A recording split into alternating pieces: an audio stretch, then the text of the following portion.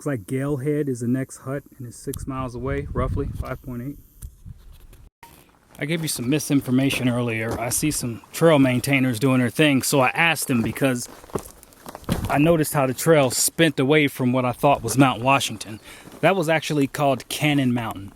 We're not, Mount Washington is several miles east of this location and we can't see it just yet. So there you have it.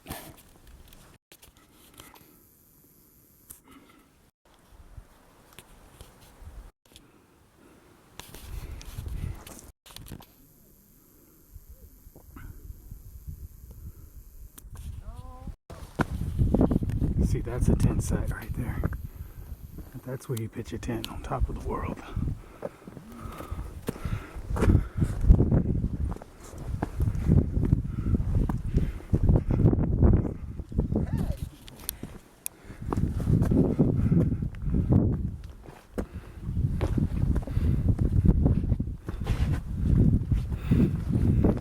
Still going up.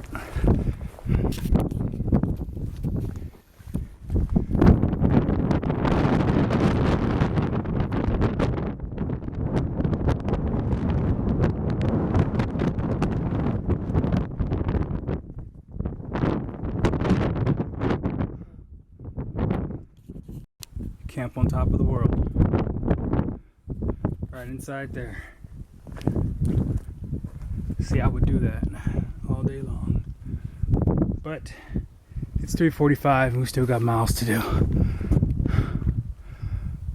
I'll show you that next hut out here.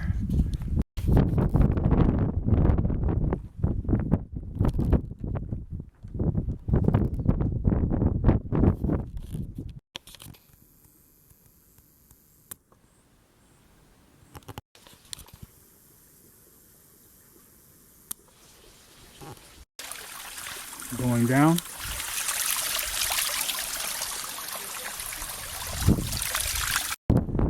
I hear the thunder, but I see no trace of rain. The forecast does call for rain. It's for this reason I may go ahead and hold up at this next hut. It's 5 o'clock. Well, 10 after 5 out here. Next hut, Glendale.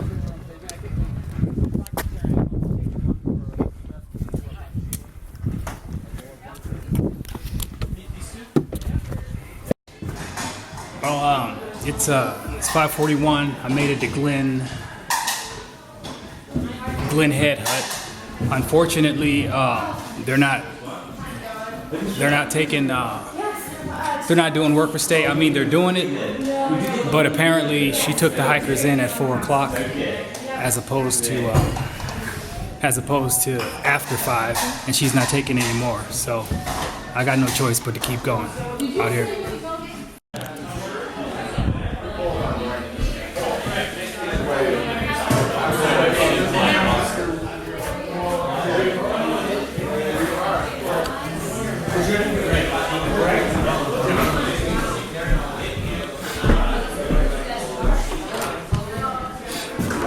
I said I'd show you the bathrooms. There's a subtle hum if you listen. And that's what it looks like. You would think it was a real restroom, to be honest with you. It just said, I mean, it is a real restroom. Look at it. We got the running water and everything. And believe it or not, let me show you something. Check this out.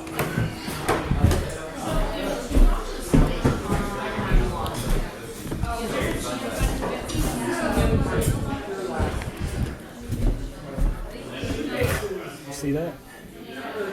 And it works. So I'm going to charge this battery out here. It's 7 o'clock. I'm going to push on. As I said before, at the last hut, that I'm really not feeling the whole work for stay thing.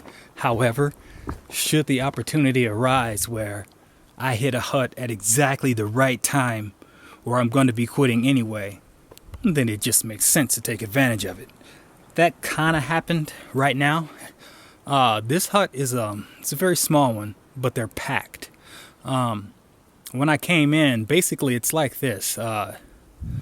You know, I guess the people can have what any kind of rules they can choose to follow whatever rules they want to because they're running the show.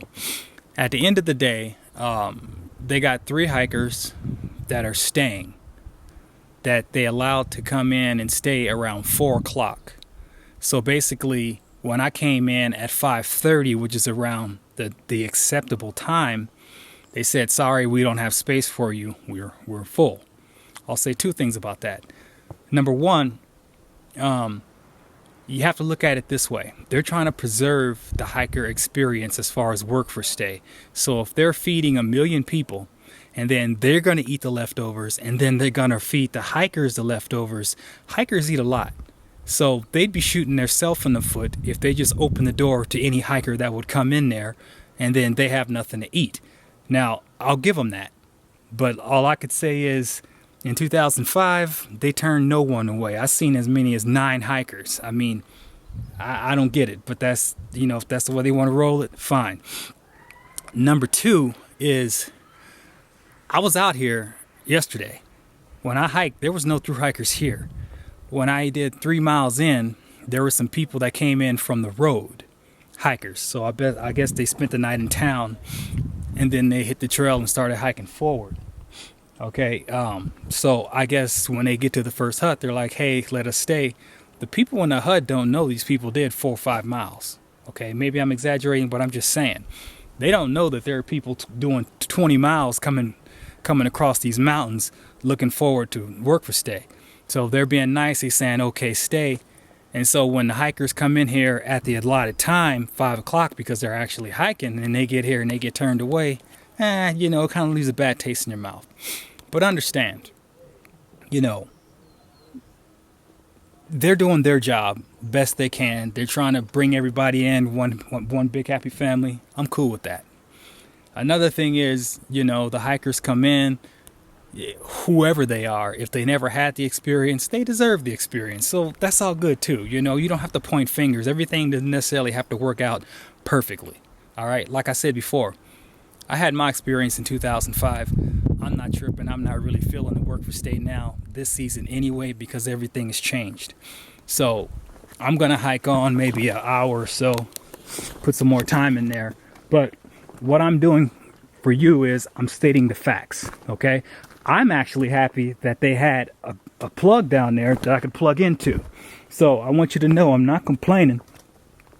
I'm just stating the facts. And at the end of the day, you can't win them all. Win, lose, or draw. If things don't go your way, you just can't sit there and whine. You know, you got to have like a Zen attitude. You know what I mean? It don't have to go my way, but my question is, dude, just give me an explanation. I may learn something. You know what I'm saying? So it's like, there's 3 people working this hut. One girl said one thing. I asked the other girl. And then there was just one more person. So it's just like, hey, I'm conducting an interview. Explain to me why this is this way. And so it's like I walk away a more learned person. And I can give you the perspective from all 3 individuals. All right. So I actually shaved. I took advantage of the bathroom. I cleaned myself up. I got all the water that I'm going to need because I'm going to have to cook wherever I go. If it rains, fine. If it don't, I hope it doesn't rain. But hey, I'm a hiker, man. I came from Georgia. I think I can handle a little rain out here. The hut that I just left sits at about 38,000 feet. Right now, I'm climbing up to 49,000 feet. Yeah, almost 5,000 feet. I'm going to try to look for a place to pitch my tent and catch that sunset. I'm going to sleep above it all tonight. I'm currently over 49,000 feet.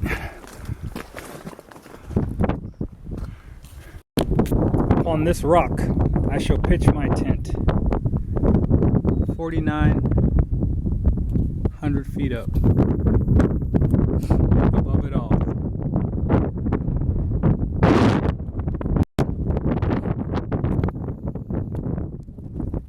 I brought it down for a little bit more wind protection.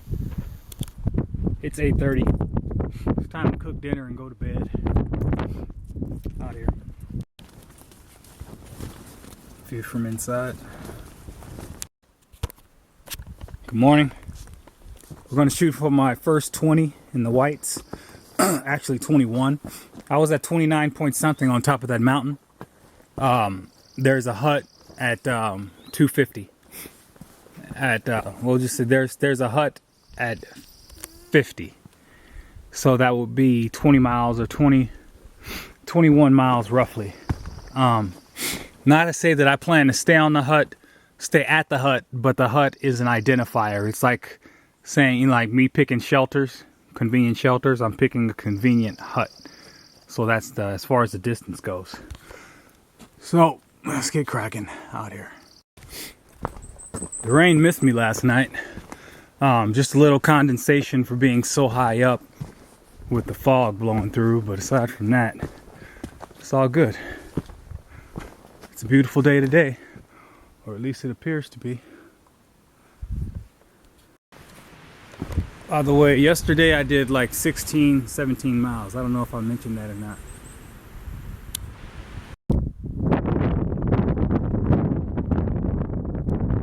Remind you of Grace Highlands, huh?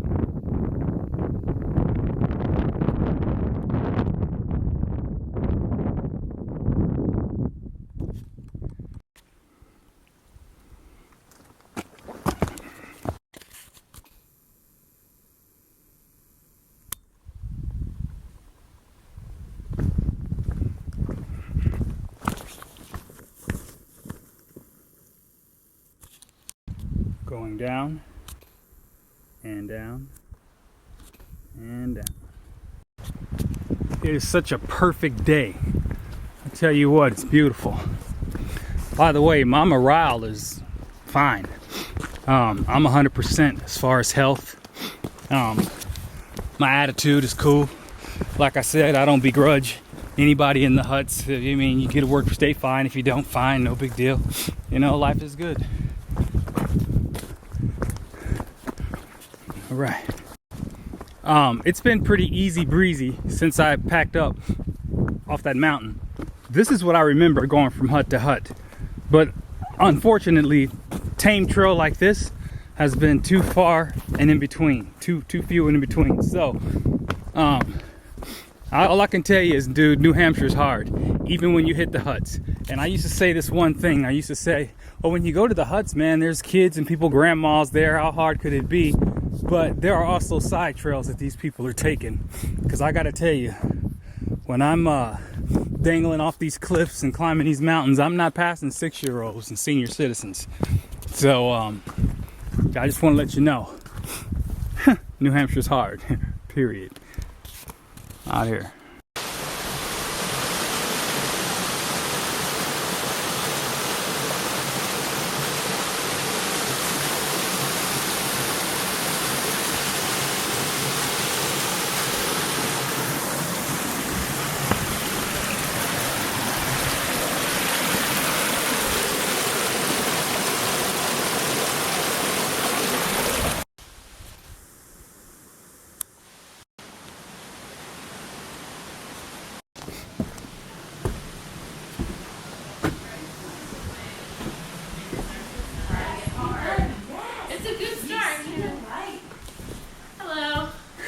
Dina, you're everywhere, girl. Leftover pancakes.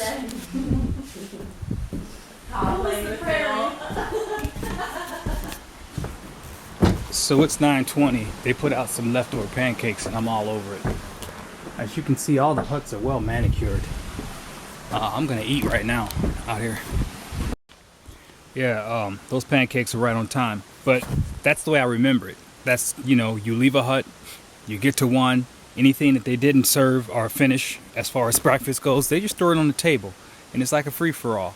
And then you eat and you go to the next hut, and, you know, if you time it perfectly, you do a worker stay and you take care of dinner. So, you know, I mean, it's really not complicated, but all it takes is one person to just throw something in the mix.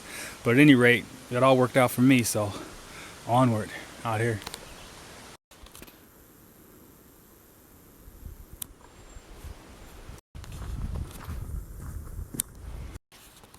From this perspective, I'm channeling Yosemite. High cliffs, all we need is the waterfall.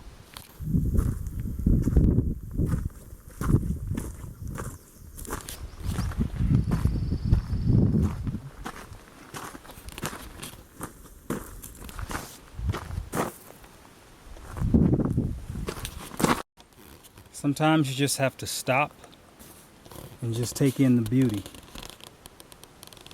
After all, this is why you've come, you know?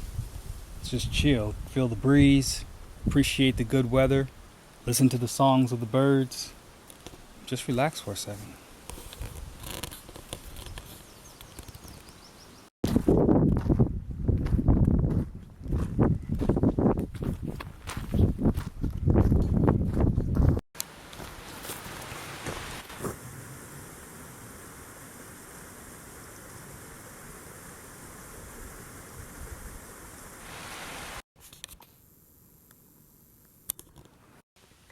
Notice how people are writing, hey, this is the AT. Because as pretty as this picture is, they're not telling you the most pertinent thing you need to know. Out here. Documenting the whole thing. Congratulations. And if you guys want to know what a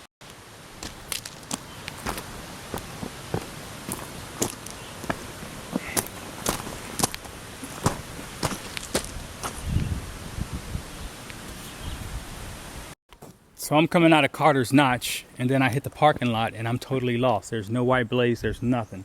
I'm asking people, and they're pointing down the street. As I'm going down, I'm turning around, looking for the south sign. So there you go. Now I have an understanding that I'm on the right thing, but understand, I look behind me to see what a southbounder would see. So if you're going north, just continue down this obvious road, and just, you know, be comforted that you're doing the right thing. At least I am for the moment. I saw the blaze out here. I'm about to climb that monster right there. This is Route 302. If you make a right, or as you were, if you make a left, there's a snack bar 1 mile down the road. I'm actually good. Those pancakes are still with me, and you know, I want to hike, so out here.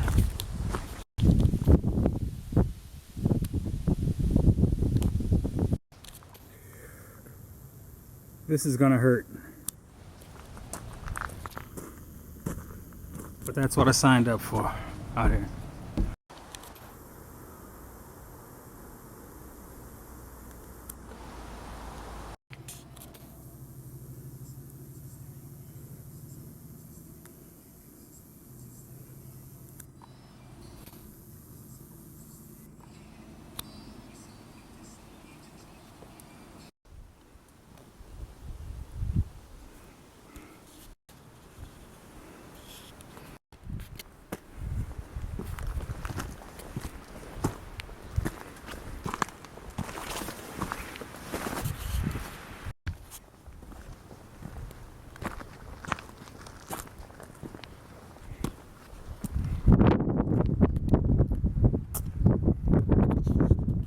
That's the road I came from. I'm almost at the top.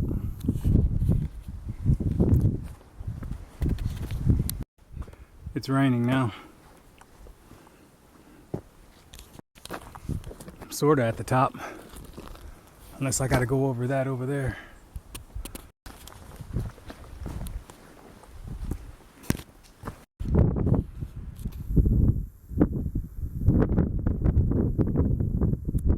Fine?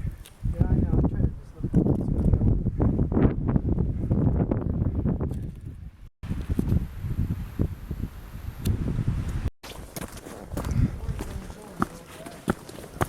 This hut is massive.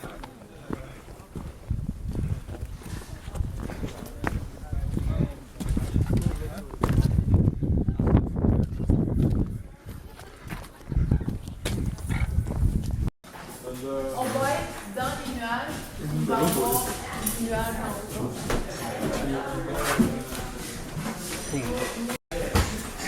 It's 5:30. Apparently the huts only take up to 3 people, and I guess weather dictates. As I told you before, it's raining. She started taking people in at 4 o'clock, and she took the last person 45 minutes ago. So there's pretty much anybody after that, where they're going south or north, they're just out of luck. So, and there's a tent spot, there's a camp area for $8 right up the way, and so those are your options. It's a nice hut though. So I'm in for my 20 miles for the day. Actually, I'm not in. I'm going to keep going. I'm going to do something, but out here. This is me hiking out to find a stealth place to camp. One of the guys said down there at the hut, they said 2 hikers is the limit. Boy, they really changed their rules, dude. And keep in mind, it's raining. When I was going through, they never turned a hiker away, especially in the rain. And even if they couldn't feed you, they always left you the floor, so you'd have a place to go. Now it's just more of I talked to the hut person, the leader, and she said our first priority is to the guests. Hikers is just a second thought. And boy, do they mean it. I mean, so now it's just luck of the draw. I'm telling you, it doesn't matter what time you get in. You get in at 12 o'clock. You can ask for work for stay. They may do it. I mean, and she said it herself. It's hit or miss. And keep in mind, you're competing with people coming from the south and people coming from the north. And it doesn't matter. It doesn't matter how much time you put in. Somebody can just hitch off the road, walk 2 miles, and get a work for stay. It's just the way it is. I really don't have the heart. It's really not in my heart to do work for stays anymore, but I still have the mind to be like, well, I put in 20 miles. Let me see if I can get some free eats. I mean, it is what it is. I am human. But that being said, it's time for me to find a place to stealth camp out here. And this is me inside my tent, stealth camping. I'm less than a mile away from the hut itself. I'm in the prone position, laid belly up. Just got finished eating. Just FYI, stealth camping in the Smokies not the Smokies, but stealth camping in the whites is usually frowned upon. Okay, that's why they have the shelter set up. They got the tent sites set up. They got the hut set up to accommodate any kind of hiking experience someone would actually want to have when they're hiking through the whites. Now, having said that, it's not uncommon for the people in the huts to recommend a stealth camping site if they're trying to get rid of you. For example, yesterday when they told me it was full and all this, and I was just like trying to get the time down. It's like, okay, blah blah blah blah blah. Is it 4 o'clock? Is it 5 o'clock? And at the end of the day, I'm trying to get information that I can share with you so that you can know. But the guy was like, well, yeah, sorry, we can't take any more hikers. You're welcome to like crash on the porch if you want. And there is a few stealth camping sites right up the road there if you're willing to. If you still want to hike out. So my attitude is, if they can recommend stealth campsites, then how bad could it be? You feel what I'm saying? So as far as my conscience goes, it's like I told you before, when you're talking about etiquette and trail standards, depending on who you ask, somebody would tell you, oh, he's breaking the rules, he's not supposed to stealth camp. But if you ask me, I'm going to say, well, hey, if the people that work in this park or that run in the huts are trying to tell me to, telling me places where I can stealth camp, even if it does serve their purpose of getting me out of there, I'm still going to use that information as a guideline on how I should conduct my actions. You see what I'm saying? You can't have it both ways. So I was right down the way, tried to get a stay. They said no. I'm like, cool, I'll split my losses. I'll come up here, I'll find a spot, and I'll take it. Thank you very much. Now, I'm not telling you to follow my lead. You do what you want to do. You feel what you feel comfortable with. But I'm just explaining the situation. I don't want you to think this is the norm, because it's not. But at the same time, if your conscience is good with it, then roll with it. I'm okay with it, obviously. Out here.